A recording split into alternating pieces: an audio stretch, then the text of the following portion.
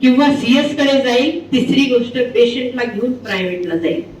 असे पाप तुम्ही करू नका.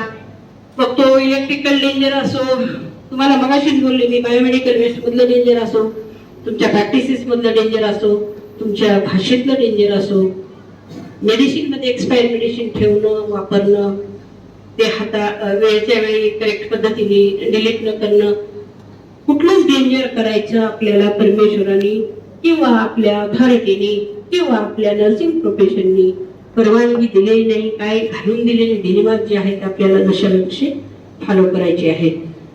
एक्सप्रेशन खूप मॅटर करते मुलींना.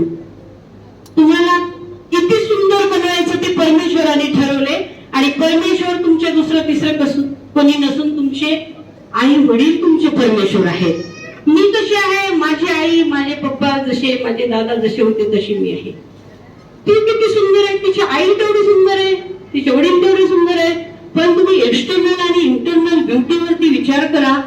एक्सटर्नल ब्युटी पेक्षा मुलींना आपली इंटरनल ब्युटी, मनाची मानसिकता, मनाची सुंदरता, अंतर हृदयातली सुंदरता, तुम्हाला लोकांच्या पुढे प्रेझेंट करताना बोलण्याची पद्धत, हसण्याची पद्धत, तुमचे इशारे, तुमचं कानगोष्टी, तुमचं चालणं, तुमचं ड्रेसअप, तुमची लकब, तुम्ही कशा गोष्टी मांडता, हे एक्सप्रेशन मधून सांगितलं जातं.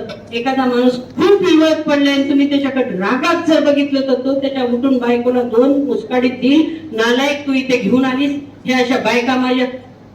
पेशंट काहीही करू शकतो, काहीही करू. आणि तेच जर एखादी हसत नस गेली, पाहू डॉक्टर येईल, बघते, मेडिसिन सांगितलेलं दिले, अजून थोडा काय उपचार करू आपण, काय रेमेडीज आहेत तोपर्यंत फर्स्ट एड मधल्या तुम्ही जर केलात तर त्याची थांबायची इच्छा होईल.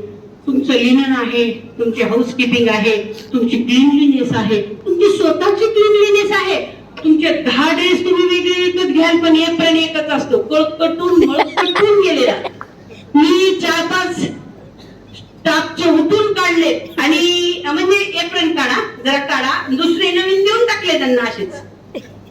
का किती म्हणजे तुमचा ड्रेस तुम्ही चांगला घातला पाहिजे ना, युनिफॉर्म चांगला पाहिजे तुमचा. आणि government is paying too much salary for it. आणि मग काय बोललं तर म्हणतात प्रत्येक वर्षात आमचे पैसे पाडतात, हिला पगार नाही का? मला पण आहे, पण मी तुझ्या आवडी घाण राहत नाही, मी नाही राहत घाण, मी छान राहते, तुलाही छान राहा म्हणून सांगते. बाबा माझं काय चुकलं?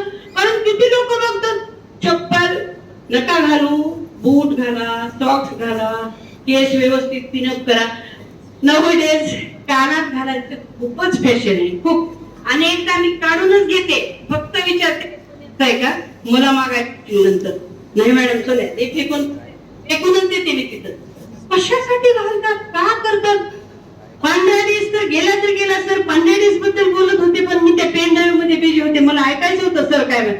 फक्त विद्यार्थ्याला आता शुभ्र ड्रेस आहे आमच्याकडे, तर शुभ्र ड्रेस फक्त वॉर्ड मध्ये येताना, वर्गात पण ड्रेस बदलून जायचं. तुम्ही जाता का वर्गात ड्रेस बदलून? आमच्या मुली का जातात सर? विवेक सर, आमच्या मुली वॉर्ड मधून हॉस्टेलला का ड्रेस बदलायला? कशासाठी बदलता? वॉर्डचं इन्फेक्शन, आम्ही रात्रंदिवस मेलो नाही